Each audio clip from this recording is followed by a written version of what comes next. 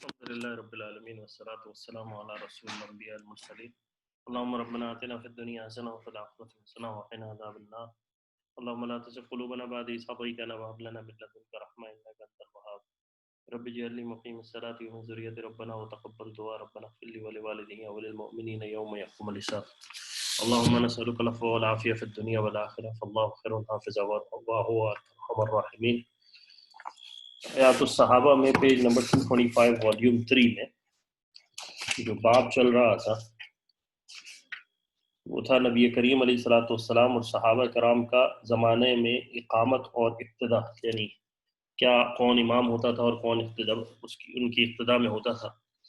حضرت عبد الرحمن بن ابی لیلہ رضی اللہ عنہ فرماتے ہیں میں عمر بن خطاب رضی اللہ عنہ کے ساتھ مکہ مکرمہ گیا تو امیر حضرت نافع بن علقمہ نے باہر آ کر ہمارا استقبال کیا۔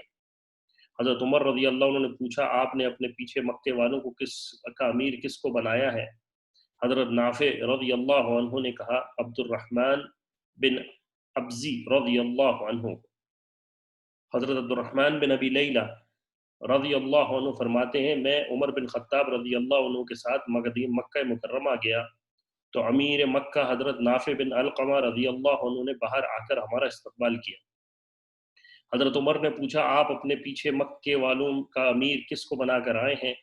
حضرت نافع رضی اللہ عنہ نے کہا حضرت عبد الرحمن بن ابزی رضی اللہ عنہ کو۔ حضرت عمر رضی اللہ عنہ نے کہا آپ نے تو مکہ میں ایک غلام کو ایسے لوگوں کا امیر بنا دیا جو قریش میں سے ہیں اور حضور کے صحابی ہیں۔ حضرت نافع رضی اللہ عنہ نے کہا جی ہاں، میں نے حضرت عبد الرحمن کو سب سے زیادہ اور سب سے اچھا قرآن پڑھنے والا پایا، اور مکہ ایسی سرزمین ہے جہاں ساری دنیا کے لوگ آتے ہیں، تو میں نے چاہا کہ لوگ نماز میں ایسے آدمی کا قرآن سنیں جو قرآن اچھا پڑھتا ہے۔ حضرت عمر نے فرمایا تم نے بہت اچھا کیا، واقعی عبد الرحمن ان لوگوں میں سے ہیں جن کو اللہ تعالیٰ قرآن کی وجہ سے بلند کرتے ہیں۔ ابو یعلا کی روایت ہے یہ۔ حضرت عبید بن عمیر رضی اللہ عنہ فرماتے ہیں حج کے موسم میں مکہ کے پاس ایک چشمے پر ایک جماعت جمع ہو گئی۔ جب نماز کا وقت آیا تو ابو صائب کے خاندان کا ایک آدمی نماز پڑھانے کے لیے آگے بڑھا۔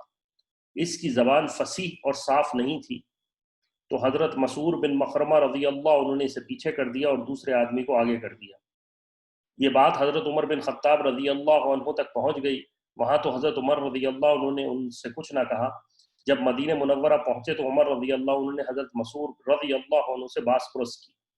حضرت مسعود رضی اللہ عنہ نے کہا امیر المومنین آپ ذرا مجھے مہلت دیں، بات یہ ہے کہ اس کی زبان فصیح اور صاف نہیں تھی اور حج کا موسم تھا، مجھے یہ خطرہ تھا کہ حجاج کرام اس کی قرات سن کر اسے ہی اختیار نہ کر لیں، یعنی ساری دنیا سے حجاج آئیں گے، اگر وہ ان کی قرات جو کہ صحیح نہ ہو تو پھر اس سے مسئلہ ہوگا۔ حضرت عمر رضی اللہ عنہ نے فرمایا اچھا کیا تم نے اس وجہ سے اسے پیچھے کیا تھا۔ حضرت مسعود رضی اللہ عنہ نے کہا جی امیر المومنین اسی وجہ سے۔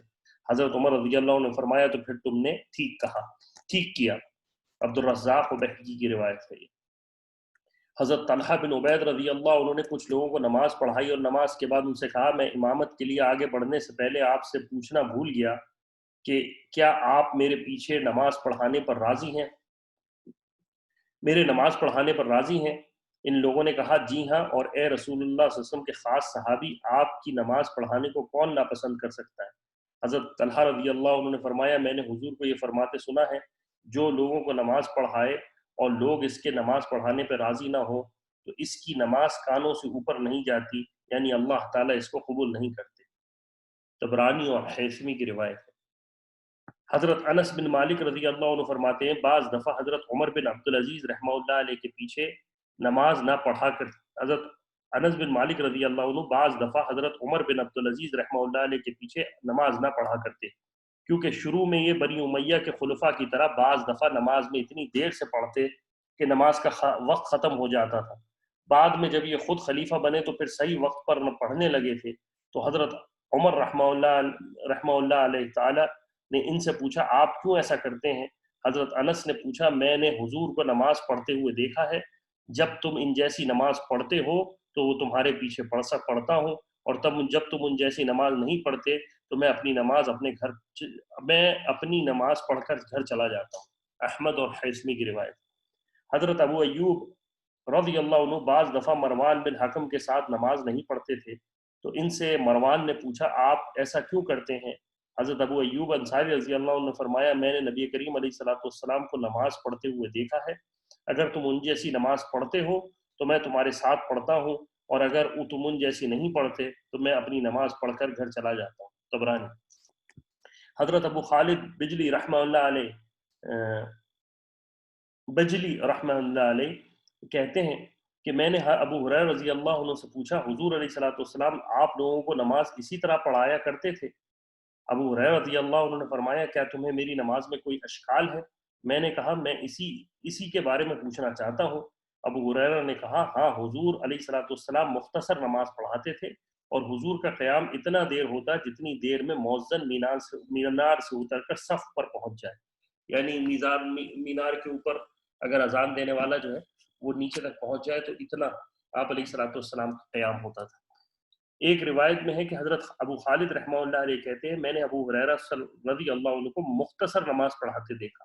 حضرت انس بن مالک رضی اللہ عنہ فرماتے ہیں ہم لوگ حضور کے ساتھ اتنی مختصر نماز پڑھا کرتے تھے کہ آج تم میں سے کوئی اتنی مختصر نماز پڑھا دے تو تمہیں اسے بہت بڑا عجیب سمجھو، عیب سمجھو۔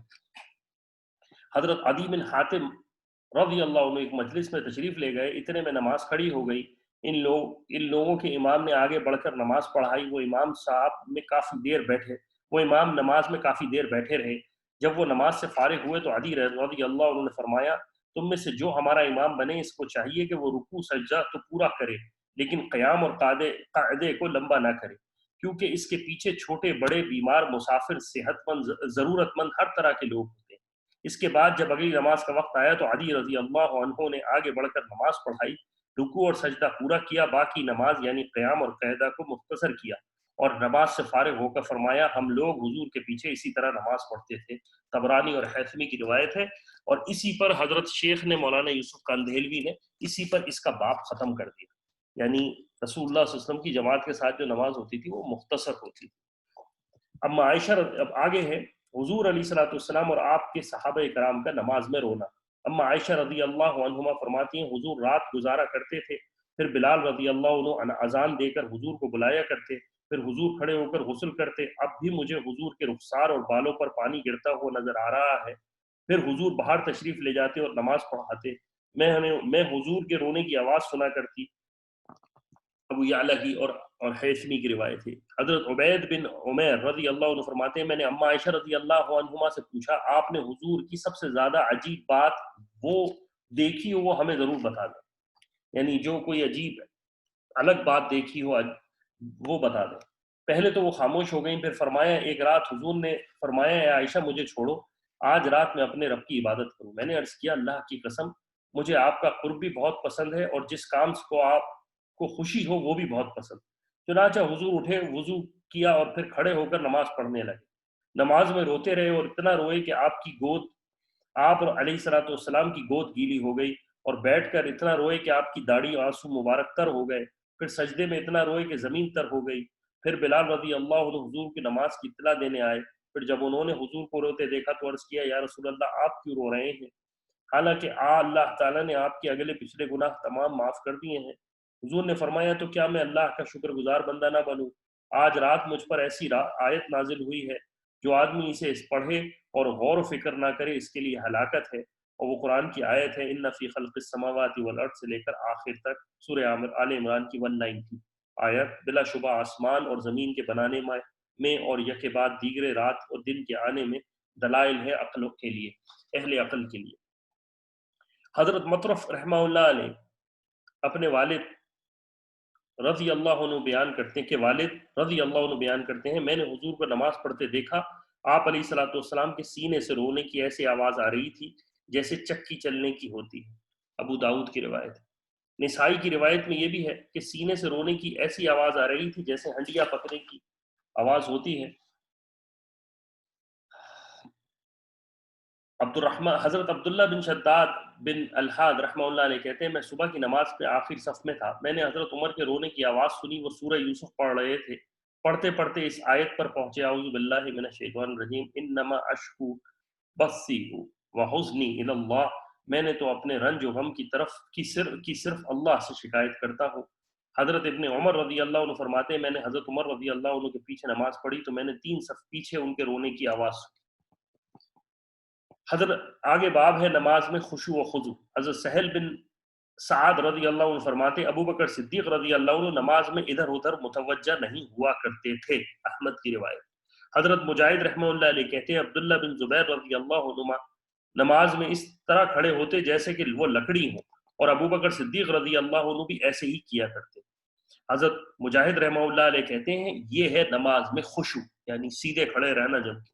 حضرت مجاہد رحمہ اللہ علیہ آگے کہتے ہیں کہ عبداللہ بن زبیر رضی اللہ عنہ جب نماز میں کھڑے ہوتے تو ایسا معلوم ہوتا جیسے وہ لکڑی ہوں، بالکل حرکت نہ کرتے، اور یہ کہا جاتا کہ یہ بات نماز کے خشوع میں سے ہے۔ ابو نعیم کی روایت۔ حضرت ابن منقدر رحمہ اللہ علیہ کہتے ہیں اگر تم ابن زبیر رضی اللہ عنہ کو نماز پڑھتے ہوئے دیکھ لو تو تم گو کہ یہ کسی درخت کی ٹہنی ہے جسے ہوا ہلا رہی ہے، اور منجنیق کے پتھر ادھر ادھر گرا کرتے تھے، لیکن وہ نماز میں ان پتھروں کی بالکل پرواہ نہ کرتے، یعنی اتنا ڈوب کر اور اتنے اخلاص سے نماز پڑھتے۔ حضرت زید بن عبداللہ شیبانی رحمہ اللہ علیہ کہتے ہیں میں نے ابن عمر رضی اللہ عنہ کو دیکھا جب وہ نماز کے لیے جاتے تو بہت ہی آہستہ چلتے، اگر کوئی چوٹی ان کے ساتھ چلتی تو وہ اس چوٹی سے بھی آگے نکل نہ سکتے۔ حضرت واسع بن حبان رحمہ اللہ علیہ کہتے ہیں ابن عمر رضی اللہ عنہ نماز میں یہ چاہتے تھے کہ ان کے جسم کی ہر چیز قبلہ رخ رہے، یہاں تک کہ وہ اپنے انگوٹھے کو بھی قبلہ رخ رکھتے، یعنی جو انگوٹھے ہیں پیروں کے اس کو بھی سامنے رکھتے۔ آپ نے دیکھا ہوگا ہمارے اہل علم یہی کہتے ہیں کہ نماز کے اندر جو آپ کی انگلیاں ہوں وہ سیدھی ہوں، ٹیڑھی نہ ہو، یہ یہیں سے ابن سعد کی روایت ہے۔ حضرت عطا رحمہ اللہ علیہ کہتے ہیں ابن زبیر رضی اللہ عنہ جب نماز پڑھتے تو بالکل حرکت نہ کرتے، ایسا معلوم ہوتا کہ وہ کوئی ابھری ہوئی چیز ہے جسے زمین میں گاڑا ہوا ہو۔ حضرت عامش رحمہ اللہ علیہ حضرت عبداللہ رضی اللہ عنہ کہتے ہیں کہ عبداللہ رضی اللہ عنہ جب نماز پڑھتے تو ایسا لگتا جیسے وہ پڑا ہوا کپڑا ہو۔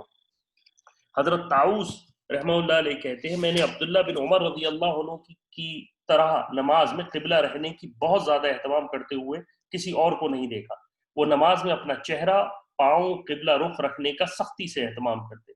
حضرت ابو بردہ رضی اللہ عنہ فرماتے ہیں میں نے حضرت ابن عمر رضی اللہ عنہ کے پہلو میں کھڑے ہو کر نماز پڑھی، میں نے انہیں سجدے میں یہ کہتے ہوئے سنا اے اللہ تو میرا سب سے زیادہ محبوب بن جا اور مجھے ہر چیز سے زیادہ اپنے سے ڈرنے والا بنا دے، اور انہیں سجدے میں یہ کہتے سنا اے اللہ کیونکہ آپ نے مجھ پر بڑے بڑے انعامات فرمائے ہیں، اس لیے میں کبھی بھی مجرموں کی مدد نہیں کروں گا۔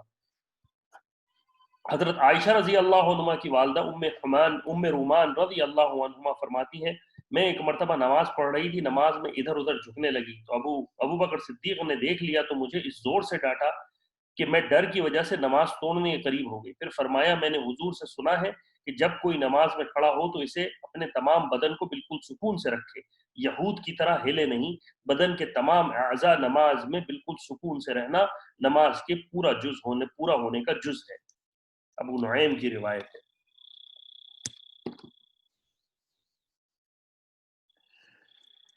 رسول اللہ صلی اللہ علیہ وسلم کا سنت موقدہ کا اہتمام فرمانا۔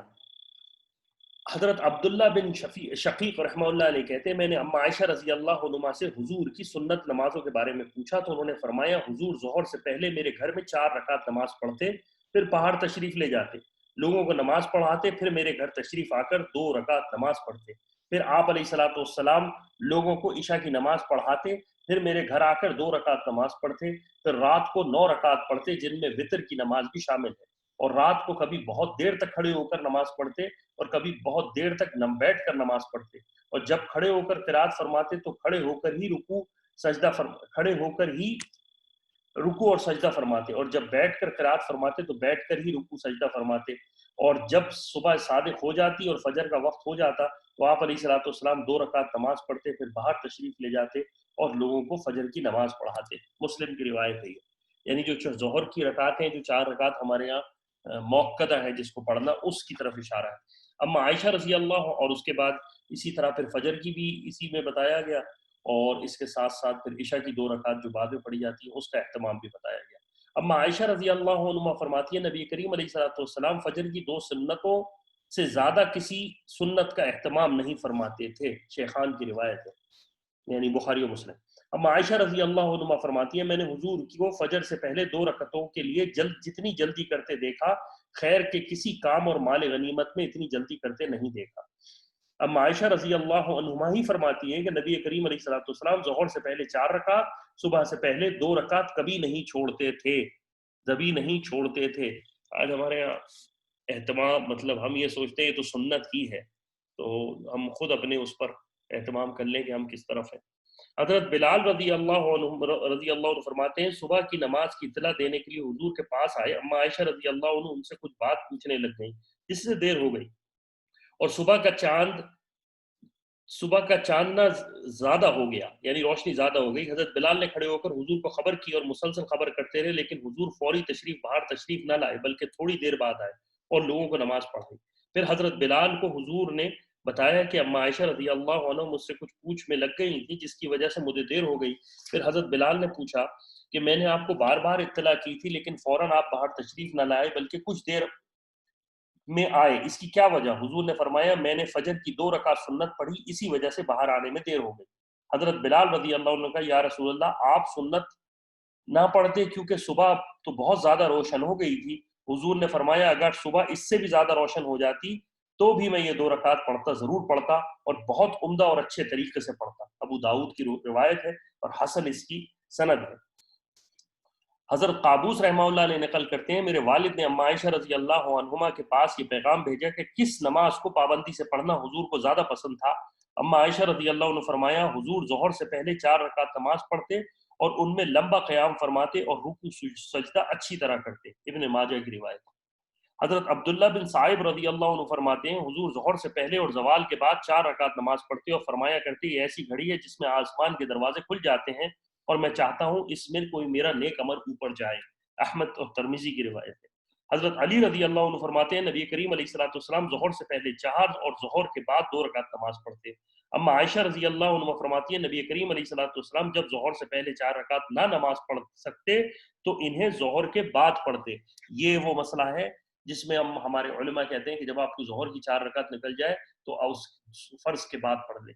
تو یہاں سے یہ مسئلہ ترمذی کے اندر یہ روایت موجود ہے۔ اما عائشہ رضی اللہ عنہ فرماتی ہیں نبی کریم علیہ الصلوۃ والسلام جب ظہر سے پہلے 4 رکعت نہ نماز پڑھ سکتے تو انہیں ظہر کے بعد پڑھتے۔ حضرت ابو ایوب رضی اللہ عنہ فرماتے ہیں جب حضور میرے مہمان بنے تو میں نے دیکھا کہ آپ علیہ الصلوۃ والسلام ہمیشہ ظہر سے پہلے 4 رکعت نماز پڑھا کرتے اور فرمایا کرتے جب سورج ڈھل جاتا ہے تو آسمان کے دروازے کھل جاتے ہیں اور ظہر تک ان میں کوئی دروازہ بند نہ ہوتا، اس لیے میں چاہتا ہوں اس گھڑی میں میرے لیے کوئی خیر کا عمل اوپر جائے۔ طبرانی کی روایت ہے۔ حضرت علی رضی اللہ عنہ فرماتے ہیں حضور عصر سے پہلے 4 رکعت نماز پڑھتے تھے، 4 رکعت کے درمیان بیٹھ کر التحیات پڑھتے اور اس میں اللہم صلی علینا اللہم علینا وعلی عباد اللہ الصالحین یعنی التحیات کہہ کر مقرب فرشتوں اور مسلمانوں پر سلام بھیجتے۔ ترمذی کی روایت ہے۔ حضرت علی رضی اللہ عنہ فرماتے ہیں نبی کریم علیہ الصلوۃ والسلام عصر سے پہلے 2 رکعت نماز پڑھتے تھے۔ ابو داؤد کی روایت ہے، دونوں روایتیں، 4 کی بھی روایت ہے اور 2 کی روایت بھی ہے۔ اللہ تعالیٰ مجھے اور آپ کو عمل کی توفیق عطا فرمائے۔ 2-3 حدیثیں ہیں، میں انشاءاللہ اس کو گروپ پہ شیئر کر دوں گا، کام کی اللہ تعالیٰ میرا اور آپ کا خاتمہ عمل کی ایمان پر فرمائے، اور اللہ تعالیٰ ہمیں سنتوں کا اہتمام کرنے کی توفیق عطا فرمائے، ایک ادنا سے ادنا سنت کو بھی ادنا نہ سمجھے، قیمتی سمجھنے کی توفیق عطا فرمائے۔ فاللہ خیر حافظ وارحم الراحمین، وصلی اللہ تعالیٰ علی خیر خلقہ محمد وعلی آلہ وصحبہ اجمعین برحمتک یا ارحم الراحمین۔ انشاءاللہ اس ہفتے ہمارا سیرت کا سیشن ہوگا، تو اسی لنک کے اوپر ہوگا 9:30 بجے ہفتے والے دن۔ السلام علیکم۔